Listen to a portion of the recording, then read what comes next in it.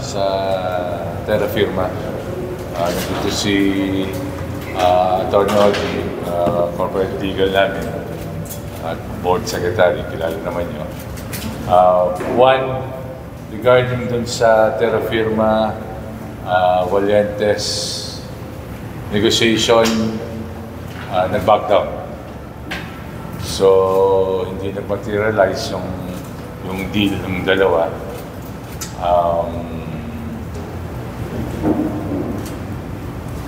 Ang Terra Firma ay patuloy pa rin sasali sa atin. So, 12 teams pa rin tayo sa 50th. Si Juni talaga gusto-gusto, diba? Yes. Gusto ni Juni Navarro. Navarro, konti lang doon sa kanila, attorney.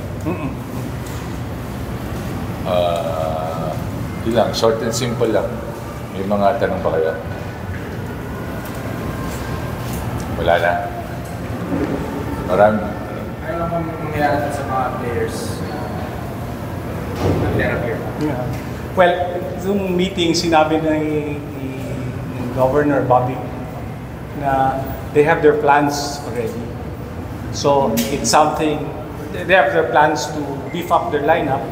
So, hindi naman sinabi sa amin paano. Siyempre, hindi na sasabihin strategy nila yun. So, but he has plans to beef up and have a full lineup. Question lang po, sabi niyo po magpapatuloy, buong season po ba or ilang conferences lang? Tuloy-tuloy yan. Tuloy-tuloy. They've already committed to stay. Tingnan natin, di ba? Yeah. Asap na. How po yung mga rights ng players like si Pringle and Si Pringle, free agent yun eh. Oo nga, kasi nag-21 conferences na yun. So pwede na siya, tama, attorney? Yeah. Si Christian, nasa kanila pa rin yung rights. Pati yung iba. Yung iba may 4 pa yun. Nasa kanila yung rights. Doon sa nabanggit po kanina na gusto talaga ng Valientes na matuloy. So, ibig sabihin po ba, yung Terra Firma po yung nag-pack up doon sa usapan?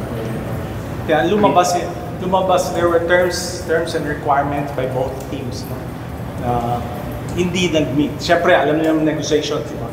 May mahihingi isa, mukhang hindi nagkasundo. So it's a mutual decision not to pursue the sale and purchase. Kung yung Terra Firma ba, for sale pa din or hindi na muna? There's no sale as of the moment. No? But the announcement is that they will stay in the PBA. But did they mention they're still open to possibly? At the moment, they did not mention that.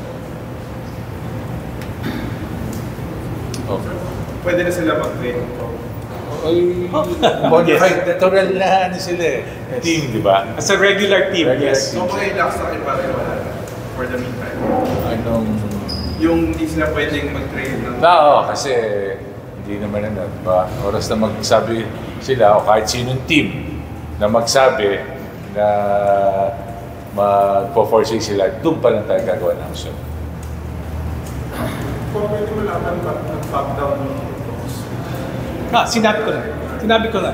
There are separate different requirements and terms asked by both parties which they could not agree on. So hindi lang nagkasundo yung dalawang yung prospective purchaser and prospective seller. Okay. May tanong pa? Are other teams also for sale? Ngayon, Wala. Kaya nga kahit Terra Firma, wala. Walang umabot sa amin, wala. All honesty, wala. Kung wala ka bang bakit pang ibang parties na... Meron, pero katulad ng sinasabi nila, lalapit, hindi naman So, meron may mga nagbigay sa akin ng intention na gusto sumali na international teams.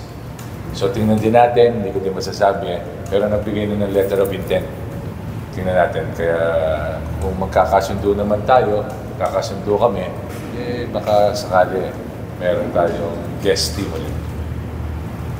May mga players na mag-interact ba? I mean, wala ba silang, although si Pringle na diba, meron bang May nakakontrata pa yata sa Yes, kanila, yes. 7? Sige ba, 7. Oo, may 7. Tapos May plano na sila ko. May plano bubuuin na nila yung lineup.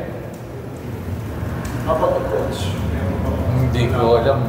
Hindi namin pinag-usapan. Siguro si Geoff Babila lang yun. Hindi nasabi niya.